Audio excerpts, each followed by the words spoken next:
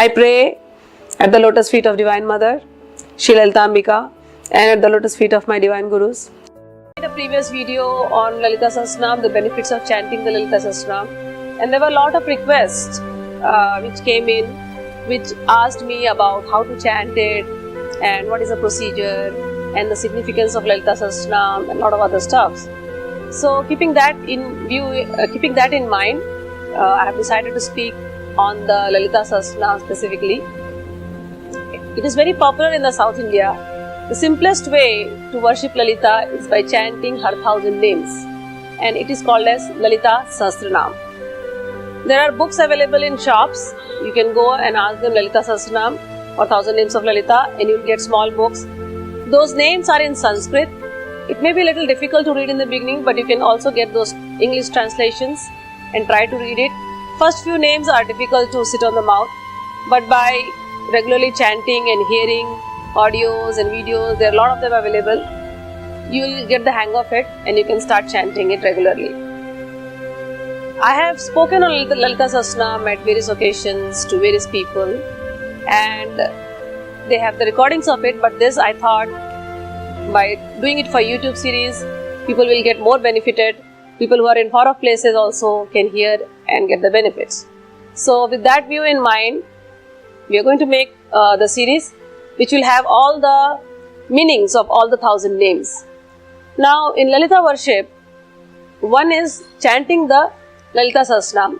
The second part of Lalita worship is the Sri Chakra Puja, which is very elaborate and you have to learn it properly.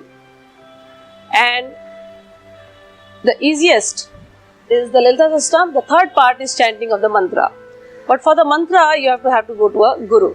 So first you chant it easily. The easiest way is chanting the Lalita Sahasranam. The second part is a Sri Chakra Pujan, Sri Chakra Archana. And the third part is chanting the mantras, which you have to approach a guru. I am only going to talk about Lalita Sahasranam. The first part of it I am going to speak about. Lalita Sahasranam comes in Lalita Upakhyan. It's in Brahmanda Purana. When I was learning Lalita Sahasranam, I started reading books about it to know more about its history. And the more I read, I must admit, the more confused I got. Because everybody who wrote a book on it, they mentioned so many Puranas, so many Upakhyans, so many names. They made it more and more and more complicated. It was so difficult. I spent hours and hours and hours to understand. And I was thinking, why can't somebody just put it simply for a common man to understand? For many years, I kept that thought in my mind, and I prayed to Mother that, you have to inspire me and give me that inspiration that I want to put it very simply. So even like a layman can understand what Lalita Sahasranam is. So with that prayers for so many years, I am praying again to Vageshwari, to my Gurus, to help me explain this in the simplest way, like anybody can understand. I am not bringing into reference any Puranas, Vedas or anything. I will just explain Lalita Sahasranam as it is, verbatim, with little bit bhavas that come in the shlokas and in the names. So we will go with the Dhyan mantra first today. When you see the book, there will be, in some of the books, there are like 4 Dhyan mantras. In some of the books, there is only 1 Dhyan mantra. The most popular Dhyan mantra is Sindhuraruna Vikraham Trinayanam Manikya Mauli Spurat Taranayaka Shekharam Smitamukhim Apina Vakshoruham Panibhya Malipurna Ratna Chashakam Raktotpalam Vibhratim Saumyam Ratna Ghatastharakta Charanam Dhyayet Paramambikam.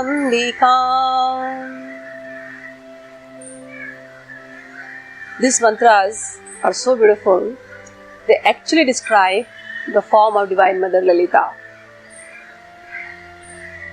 When you start the Lalita chanting, usually we first remember Ganesha, So Shuklam Bardharam Vishnu, Shashivarnam Chaturbhujam, those mantras are there. Then you remember Gayatri, then you remember your gurus, you take their blessings and you go to the Dhyan mantra. Now understand the significance of this. What does the mantra says? It says Dhyana mantra. Dhyan. What is Dhyan? People usually say Dhyan means, oh, Dhyana yoga, meditation, Ashtanga yoga, something like that. People think Dhyana means you sit and you just focus on your breath. But in mantra japa, Dhyan, the real meaning of Dhyan means attention. To bring your attention. Dhyan mantra means to bring your attention to that mantra. The mantra which will bring your attention to God. In our usual daily activities, our mind is scattered everywhere. Mind is like there's like thoughts going on, uninterrupted thoughts all the time. Mind is always thinking. So certain mantras which can bring your mind from that, wherever it is scattered, to bring that mind to the form of Divine Mother, that is known as Dhyan mantra. In mantra processes, we do not focus on the breath. We focus on the mantra. So this mantra has the meaning or the form of Divine Mother Lalita. So whenever you go to the temple or whenever you start Lalita Sahasranam, give some time to yourself, maybe a minute or two.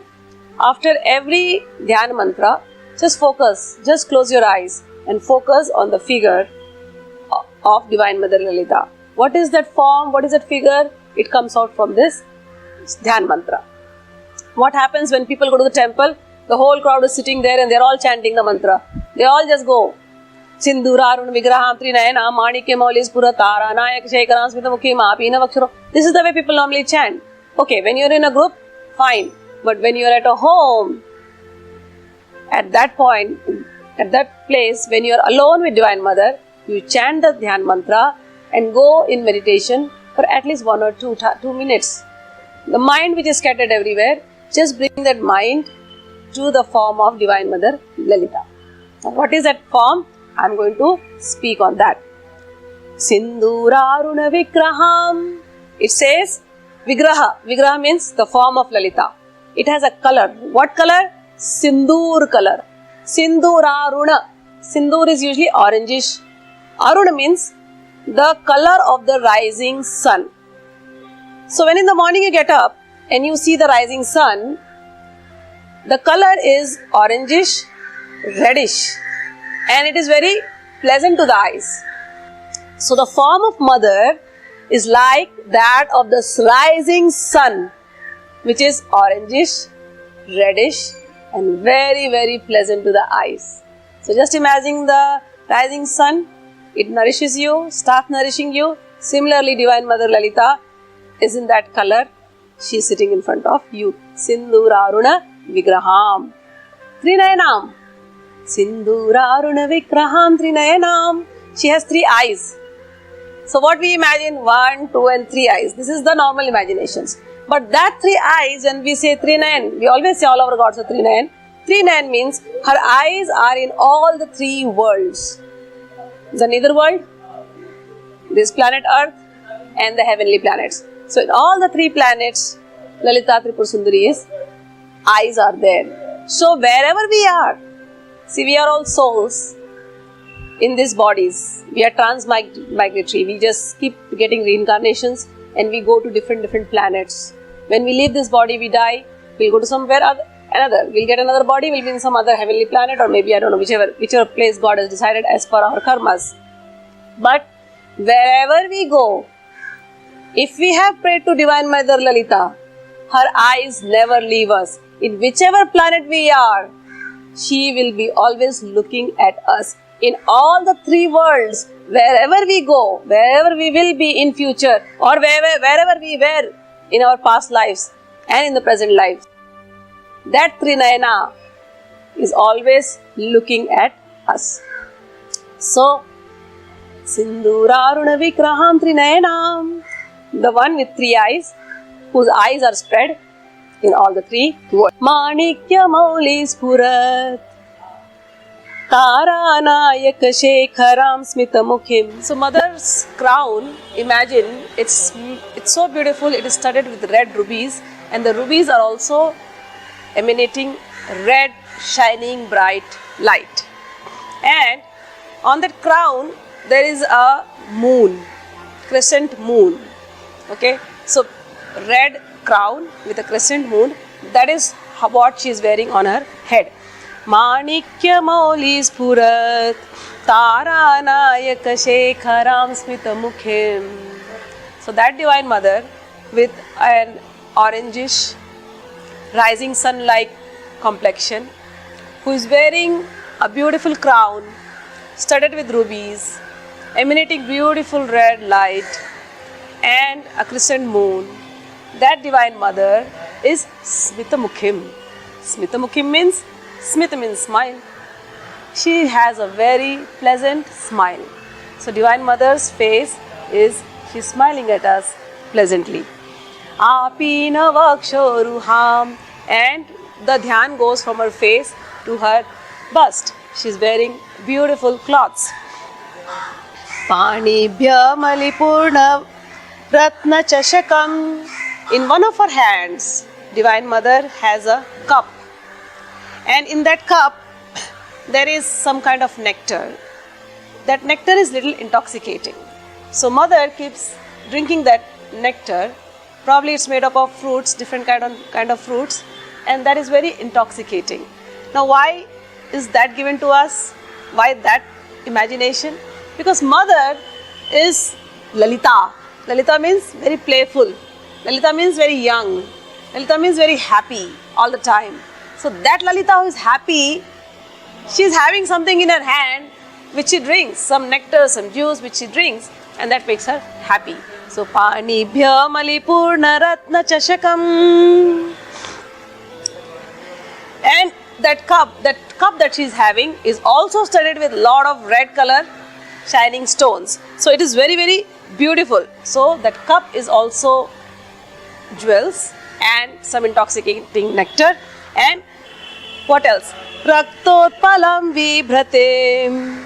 And in another hand, she is having a red lotus and she is twirling the red lotus. So this is the form of Mother. Let's go back again one more time. She has an orangish, reddish, rising sun-like complexion. She is wearing a beautiful crown studded with rubies, emanating beautiful light. A crescent moon adds on to the beauty. A beautiful, smiling, pleasant face. In one hand, she has a cup which is studded with jewels and filled with nectar, and in another hand she is playfully twirling a red lotus. What else? Now let's go back down. She's Saumya. Saumya means she's very Saumya, very, very pleasant. When you look at her form, you feel very happy. You feel also pleasant. You feel very nice. So Saumya, very gentle, very motherly look on her face. So that Mother who is very Saumya, very gentle, very, very pleasant, she is Saumya. And Ratna Ghatastha Rakta Charanam.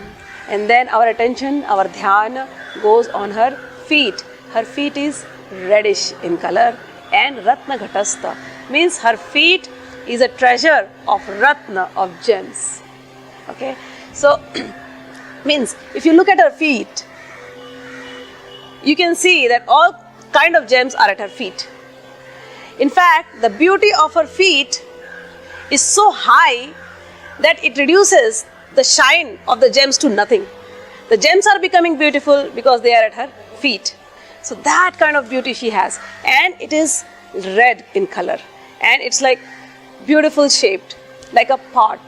So Ratna Ghatastha Rakta Charanam Dhyayet Param Ambikam. Dhyayet, we meditate on this kind of charan, this kind of feet of beautiful Mother, the feet which is red, which surpasses the beauty, the excellence of all gems in the world.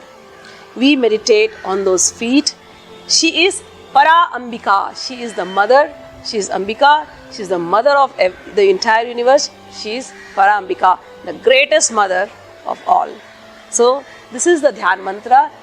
Whenever you do the Dhyan Mantra, after doing this, imagine the form and sit for 2 minutes meditating on each and every part the way I told you.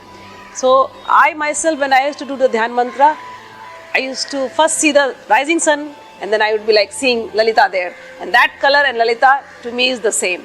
And this Dhyan mantra, everything is red. So the body is reddish, and then the crown is red. Her face has a pleasant smile. The cup is red, has some fruit nectar in it, twirling red lotus, and nice splendid bust with red ornaments. And her feet also very red, and we meditate on that feet. Red signifies happiness and prosperity. So a divine mother always will give you prosperity and happiness. When you look at Divine Mother, or when you meditate on Divine Mother, you should experience that thing. So this is the first. With prayers at the lotus feet of my Divine Gurus, Baba Bhutnath Ji, Paramahansa Dikleshwaranand Ji, and Swami Divya Chetananand Ji, I hope that you have liked the videos. I have tried my best to explain it in a simple manner, the way I have learned it from them, and trying to give the knowledge in the proper way. If you have any experiences while chanting the Lalita Sahasranam, or if you have any comments or any questions, please do comment below. And if you like the videos, please share this knowledge with everyone. Thank you very much. Jai Gurudev.